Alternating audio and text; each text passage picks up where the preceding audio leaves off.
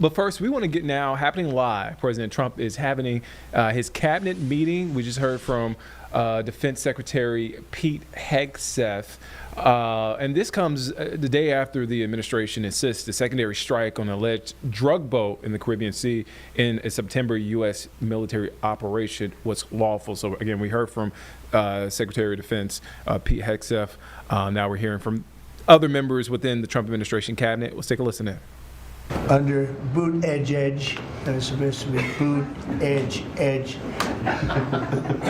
Who's another grossly incompetent person? He'd get in his bicycle, ride to work, and he was just terrible. What they do is they take the fiber optics and they take fiber trying to hook it into copper, and fiber and copper don't mix. You can't do it.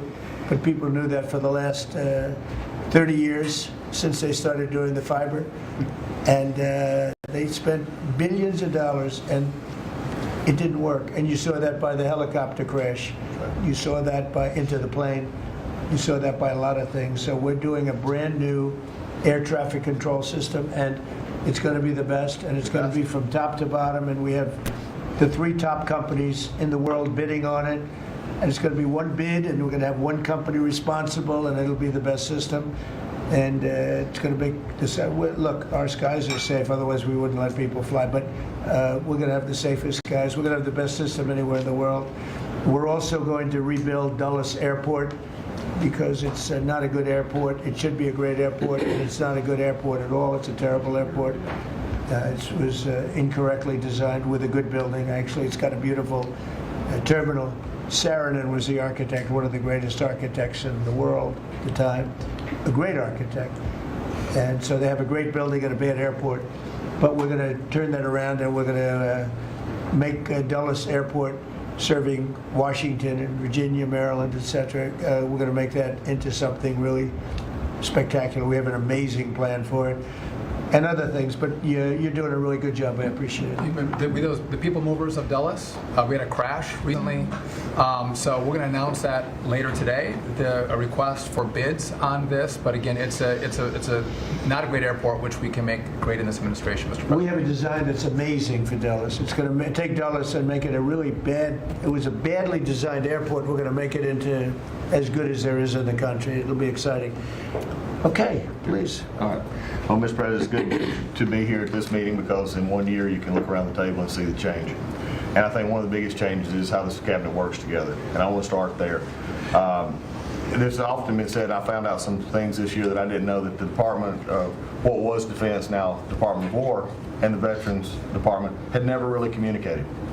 Now, we're fraternal twins, in a way. Pete and I are. He looks better, I'm better looking. But in looking at this, I mean, he brings them in. He keeps them for a number of years, up to 20 or longer, and then they come into what the country is committed to our veterans. And if you don't have both ends working correctly, then recruitment lags, morale lags, and we've been able to work and fix a great deal of that. I didn't need to change our name, but I did do one thing. I put the veteran back first at the VA. And we did that in 1 year. How did we do that? We started taking things that have been neglected for a long time and put them back. We had a backlog in which we've dropped over 160,000. We're not talking year-to-year change at the VA. We're talking 5-6 years. We have to go back 5 to 6 year prior COVID numbers to see the change of backlogs that are now reduced.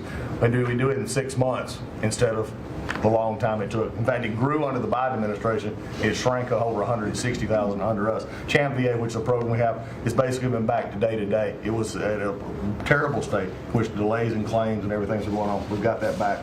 We're doing things like taking a new look. I have one question that I ask when I go to my hospitals, which probably have over 170 hospitals, 1,200 clinics, and I ask the people one thing, Mr. President. I said, what are you doing right now that if you were just honest and I wasn't standing here, you say, this is stupid? It's been amazing what we've gotten, and the feedback that we've had. We've been able to change how we do credentialing, how we do privileging, how we do hiring. We're all working through that, and it has all made a difference for our veterans as we go forward. CMP exams for veterans out there listening.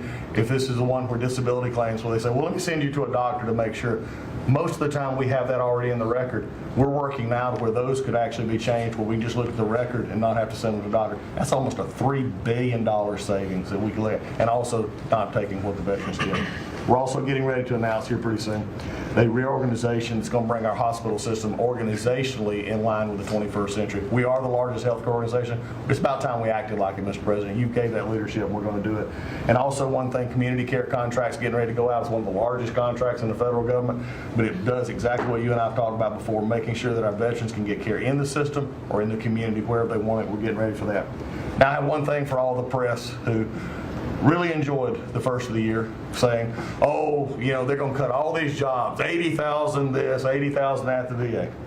Mr. President, every success that I just gave you came after the fact, or pretty much after the fact, that we had 30,000 take early retirement. Early retirement, no risk, although you reported it as loss and risk, you can't help yourself.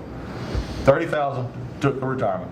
Every bit of the success that I just told you about came with a reduced workforce. There was a motivated workforce that said, how can we take care of veterans? That's what this cabinet does. That's what we're doing for you. Good. And you've got the highest approval rating we've ever had at the VA, so that tells you something. You're doing a great job. Thank you very much. Jameson, please. Well, there's been some activity on trade this year.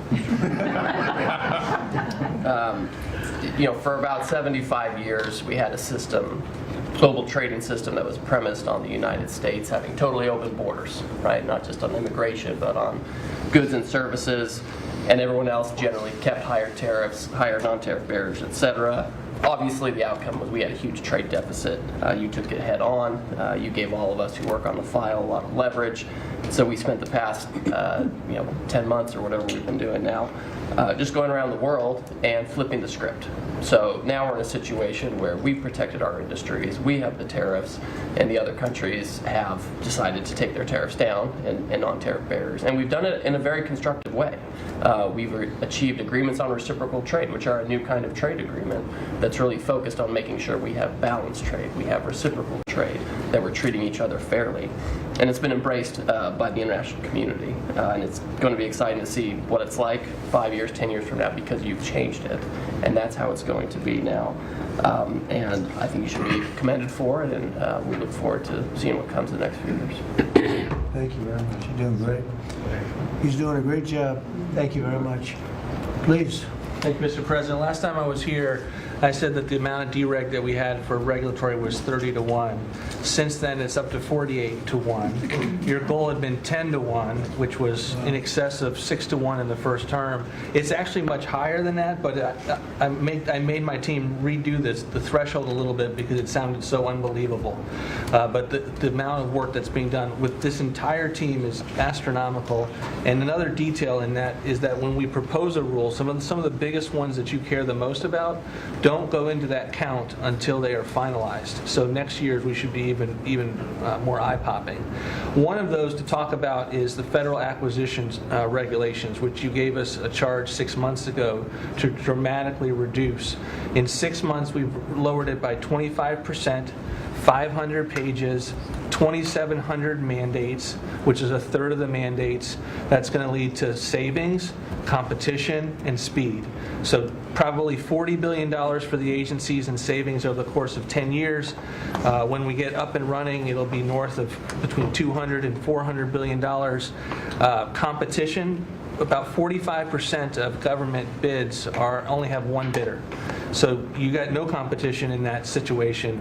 That will now change, and then we're just getting faster, months, and hopefully we turn it into years, which means you all around this table can buy quickly, and that you have better vendors to come, many of them small businesses who want to participate in the federal procurement process. So making all sorts of improvements on that front. It's very exciting. Thank you, Mr. President. Great on the regulations. We're cutting them at levels never seen before. And I have the record from the first 4 years, but we're blowing that record away, so it's been really great. Good. Scott? Yes, sir, Mr. President. Great to be with everyone. And, when you were giving your report, which was fantastic, and I listened to the report of all my colleagues here and those that will come, it reminds me when I played in the NFL, we had this thing called game film. You know all about film. And we had a saying that said, the film don't lie. The film tells the real story.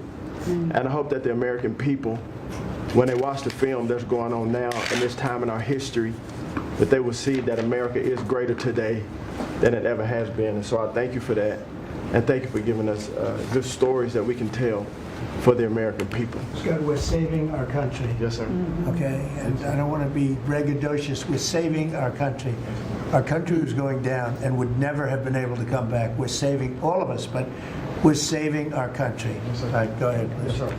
So at Housing and Urban Development, and keep it with your executive order, sir, in making America's streets safe and beautiful again, we've been very intentional about making public housing in our country safe. And I want people to know, our colleagues know this, but people in America know that we actually care about people that live in public housing around our country. A lot of public housing is wrought with crime, sex trafficking, drug trafficking, illicit drugs, illegal aliens living in public housing, but we've put them on notice to let you know that it's not lost on us. We care about the people, we're paying attention to it, and we're going to root out crime in public housing. We've been very focused on working with the Memphis Safe Task Force, the DC Safe and Beautiful Task Force, working with Pam and Christy and others, and law enforcement. Our law enforcement is tremendous.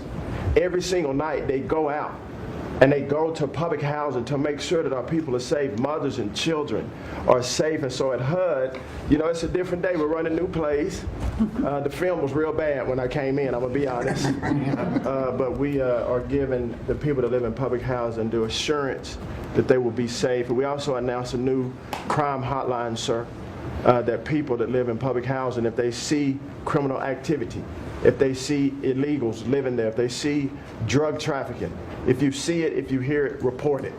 Don't be afraid. And so work with our Office of Inspector General. We've set up this crime hotline, and also working with Christy and Department of Homeland Security, making sure that everyone that lives inside of public housing is accounted for and that they are American people. And so I say that and I emphasize that to know that we prioritize American people and American people only. Lastly, sir, in Atlantic City, we took over the Atlantic City public housing because the living conditions were deplorable. And they have people that have been living there for 3 generations and they were being treated very bad.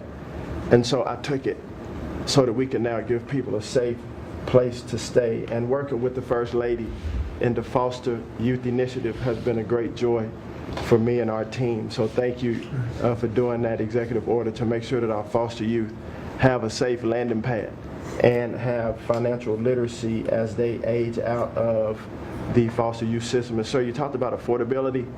HUD has supported over 1 million Americans in home ownership and affordability, and over 560,000 are first-time home buyers. So I hope that the press will write about that good news, that 1 million people are able to own a home and to refinance their homes. And so we are moving our building from DC to Alexandria, Virginia. So thank you for your support. We're going to save the American people about $500 million.